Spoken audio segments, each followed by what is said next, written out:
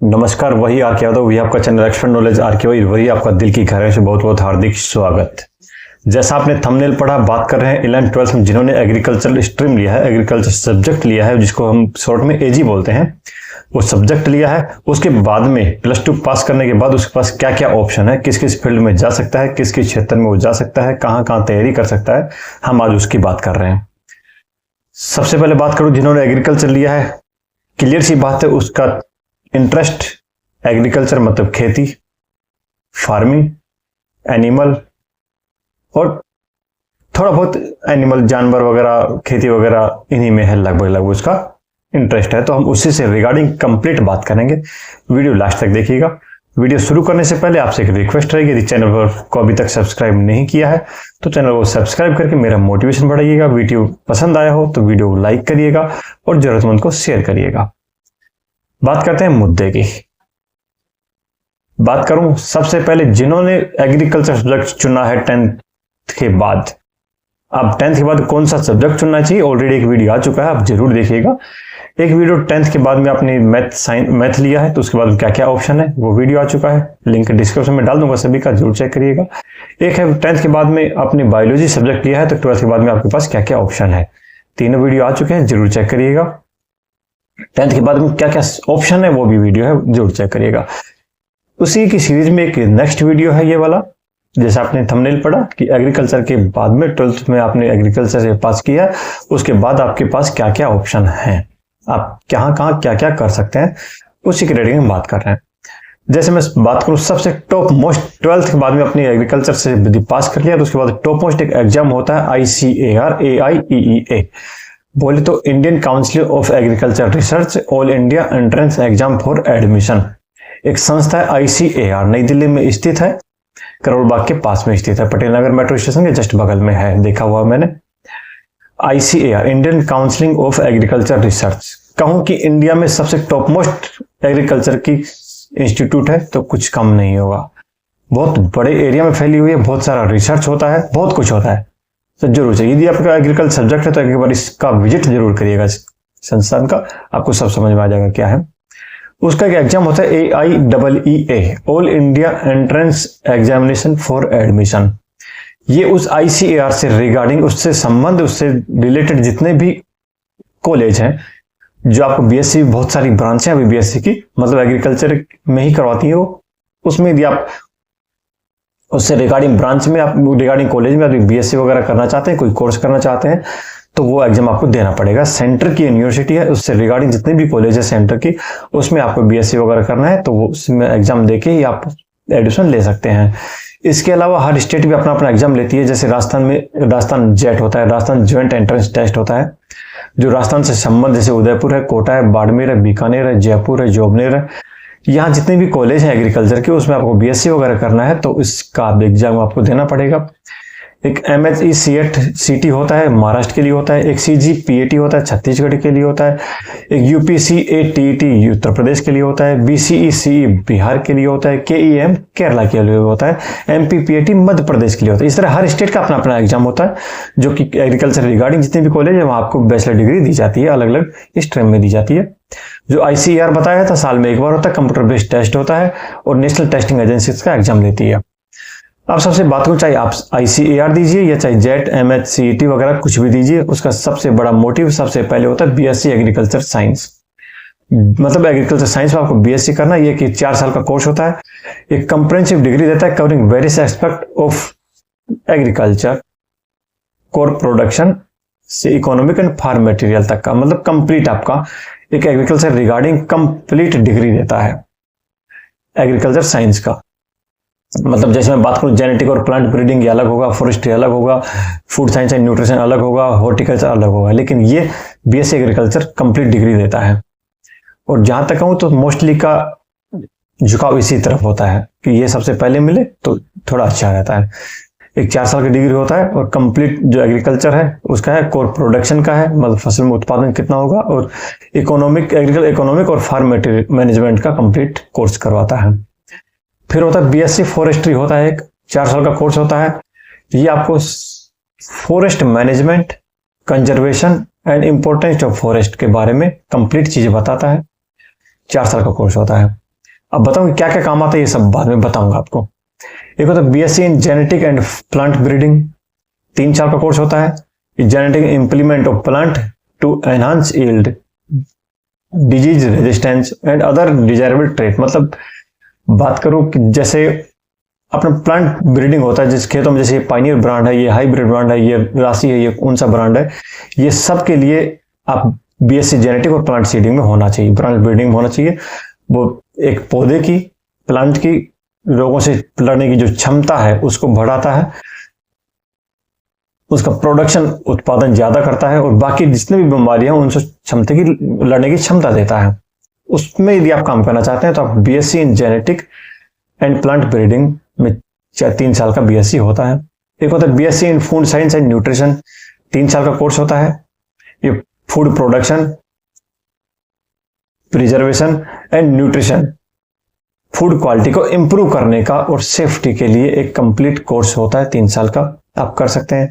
एक होता है बीएससी इन हॉर्टिकल्चर, ये कंप्लीट डेडिकेट होता है plant cultivation, fruit, vegetable, flower, उसकी इकोनॉमिक और वैल्यू वगैरह, इनमें सब के लिए कंप्लीट कोर्स होता है, 3 साल का होता है बीएससी। एक होता है BTech in agriculture science, appliance जो होता है, मतलब जो मैकेनिज्म होता है, जो मशीनरी होते हैं, उसको मैनेजमेंट, उसको बनाने के लिए, डिजाइन करने के लिए, सब बीटेक इन एग्रीकल्चर साइंस में आता है। एक होता है बीएससी इन फिशरीज, 4 साल का कोर्स होता है। बीटेक एग्रीकल्चर साइंस ये भी 4 साल कोर्स होता है, और बीएससी इन फिशरीज 4 साल का कोर्स होता है। कवर करता है science of breeding and harvesting fish and other aquatic organism, मतलब पानी में रहने वाले फिश और अदर जीवों की कंप्लीट जानकारी आपको बीएससी इन फिशरीज में मिलेगी। इसके अलावा बात करें BSc in soil and water management, 4 साल का कोर्स होता है। Soil conservation, water resource management and sustain agriculture practice में कंप्लीट 4 साल का कोर्स होता है, डेडिकेट उसी के लिए होता है, वाटर रिसोर्स मैनेजमेंट और सॉइल कंजर्वेशन के लिए। एक होता है BSc in agriculture and food business, 4 साल का कोर्स होता है। एक combined agriculture science business principle देता है, prepare student for careers to agri business and food production industry. मतलब ये कहने का मतलब यह है कि फूड प्रोडक्शन इंडस्ट्री है और ये एग्रीकल्चर का जो बिजनेस होता है उसके लिए एक स्टूडेंट तैयार करता है। BSc in agriculture and food business यदि आप करते हैं, 4 साल का कंबाइंड कोर्स होता है, फूड बिजनेस का भी सिखाता है और एग्रीकल्चर में बीएससी भी करवाता है। एक होता है बीएससी इन एनिमल हस्बेंड्री, 4 साल का कोर्स होता है। ये ब्रीडिंग में, जो जानवरों में ब्रीडिंग करते हैं उसमें काम आता है। Care and management of live stock, cattle, poultry और अदर फार्म एनिमल्स में काम करते हैं, बीएससी अच्छा कोर्स है। अब कहूं मैं कि बीएससी इन डेयरी टेक्नोलॉजी, जैसे डेयरी में जो काम करते हैं उसमें आप dairy technology, BSc in dairy technology कर सकते हैं, 4 साल का कोर्स होता है। अब से बात करूं तो इनका फ्यूचर क्या होता है। आपने जैसे इतना भी बीएससी जो मैंने बताया, बीएससी फॉरेस्ट बता दिया, एग्रीकल्चर साइंस बता दिया, न्यूट्रिशन बता दिया, फूड साइंस बता दिया, सॉइल वाटर मैनेजमेंट बता दिया, एग्रीकल्चर एंड फूड बिजनेस बता दिया, एनिमल हस्बेंड्री बता दिया, और इसके अलावा देखो तो एग्रीकल्चर साइंस फिशरीज बता दिया। इनका फ्यूचर क्या है? इनमें सबसे पहले आप रिसर्च में जा सकते हैं, जो मैंने ICAR बताया उसका एग्जाम में रिसर्च होता है, बताऊंगा अभी। रिसर्च में जा सकते हैं, फॉरेस्ट सर्विस में जा सकते हैं, नर्सरी में जा सकते हैं, एजुकेशन के फील्ड में जा सकते हैं, कंजर्वेशनिस्ट बन सकते हैं, इकोलॉजिस्ट बन सकते हैं, बर्ड सेंचुरी होता है, बोटनिकल गार्डन होता है, वहां जा सकते हैं, एग्रीकल्चर ऑफिसर बन सकते हैं, एग्रीकल्चर डेवलपमेंट ऑफिसर हो सकता है, एग्रीकल्चर एनालिस्ट हो सकता है, असिस्टेंट प्लांटेशन मैनेजर हो सकता है, असिस्टेंट रिसर्च साइंटिस्ट हो सकता है, एग्रीकल्चर टेक्नीशियन हो सकता है, सीड टेक्नोलॉजिस्ट हो सकता है, एग्रीकल्चर सुपरवाइजर हो सकता है, DFO डिस्ट्रिक्ट फॉरेस्ट ऑफिसर हो सकता है, फॉरेस्ट रेंजर हो सकता है, फॉरेस्ट हो सकता है, प्लांट ब्रीडर है, एनिमल ब्रीडर है, एग्रीकल्चर इंजीनियर है, फूड सेफ्टी ऑफिसर है, फूड टेक्नोलॉजी है, ICAR साइंटिस्ट है, मार्केटिंग एग्जीक्यूटिव है, agriculture field officer, agriculture junior engineer. बहुत सारे ऑप्शन है, बताऊंगा मैं अभी बताऊंगा आपको।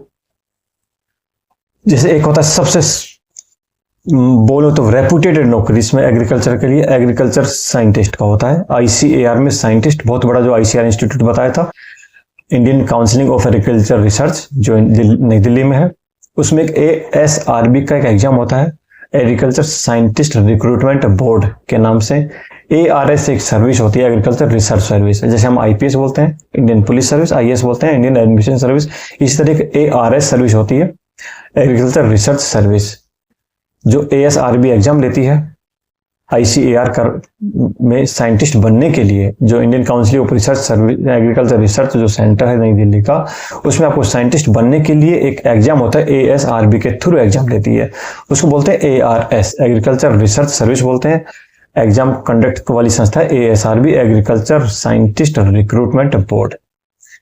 इसमें आपको मास्टर डिग्री और PhD होना चाहिए। मास्टर डिग्री बोले तो MSc और PhD आपका होना चाहिए। उसके बाद आप इसमें साइंटिस्ट बन सकते हैं, रिसर्च कर सकते हैं। एक्सपीरियंस हो तो आपको प्रायोरिटी ज़्यादा मिलेगी। अगर आपने MSc कर लिया, PhD कर लिया, आप हो सकता है 5 साल से 10 साल से आप कॉलेज में पढ़ा रहे हो तो आपको प्रायोरिटी ज़्यादा मिलती है। एक होता है एग्रीकल्चर सुपरवाइजर, कृषि पर्यवेक्षक बोलते हैं, गाँव में बहुत नामी पहचानी वेल नोन नौकरी है। 10+2 एग्रीकल्चर के साथ होना चाहिए। कई स्टेटों में BSc एग्रीकल्चर लेते हैं, कई स्टेटों में 10+2 एग्रीकल्चर के साथ में लेते हैं।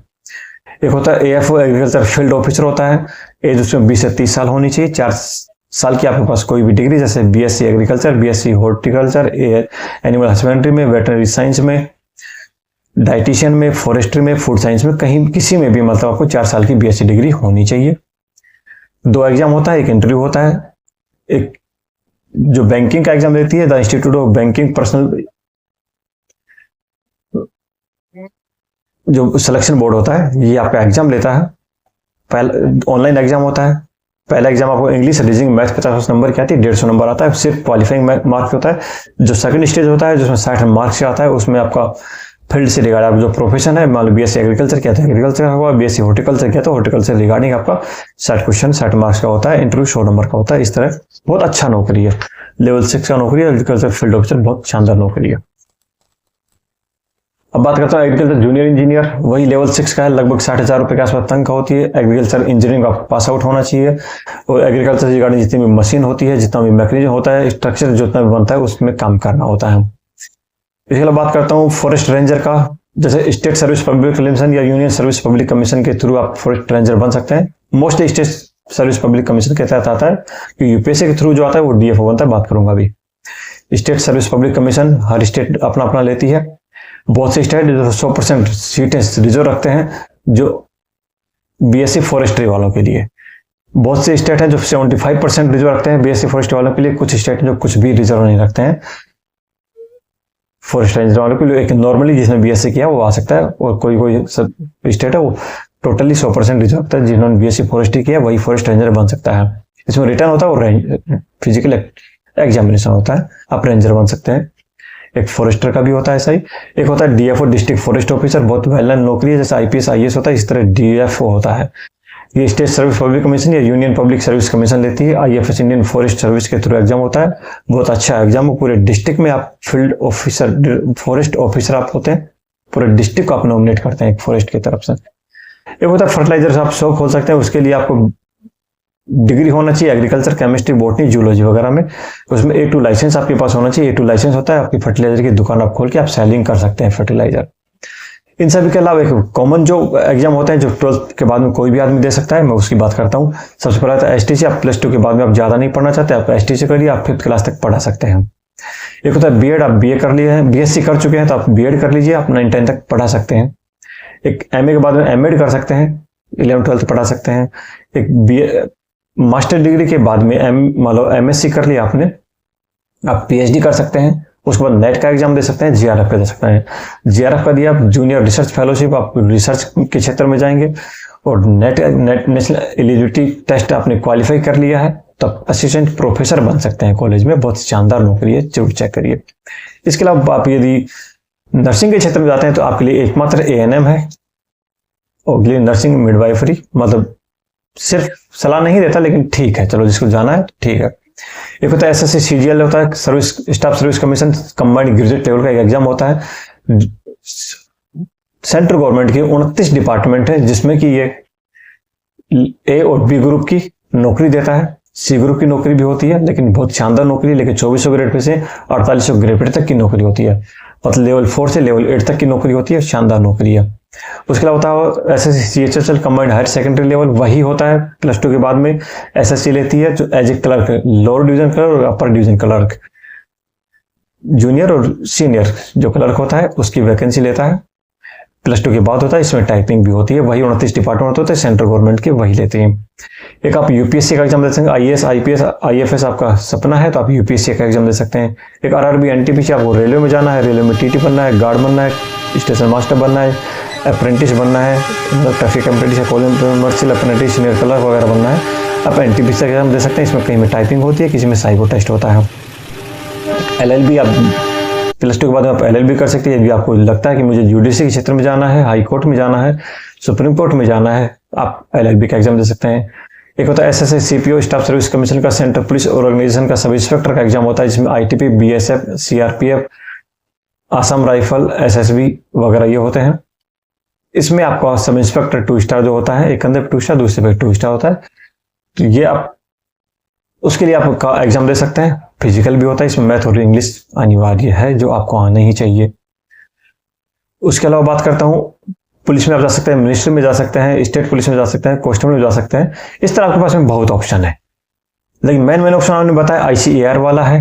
बीएससी फॉरेस्ट्री करके आप बॉटनिकल गार्डन में जा सकते हैं, बर्ड सेंचुरी में जा सकते हैं, नर्सरी में जा सकते हैं, रिसर्च में जा सकते हैं, फॉरेस्ट रेंजर में जा सकते हैं, डीएफओ में जा सकते हैं, फर्टिलाइजर की दुकान में जा अपना लाइसेंस ले सकते हैं। इसके अलावा एग्रीकल्चर सुपरवाइजर में जा सकते हैं, एग्रीकल्चर फील्ड ऑफिसर में जा सकते हैं। बहुत से ऑप्शन है, आप जरूर चेक करिएगा। वीडियो पसंद आए वीडियो को लाइक करिएगा, चैनल को सब्सक्राइब करिएगा। फिर भी यदि कुछ क्यूरी हो कमेंट बॉक्स में जरूर लिखिएगा। आपने वीडियो यहाँ तक देखा, दिल की गहराई से बहुत बहुत हार्दिक धन्यवाद। जय हिंद, जय भारत।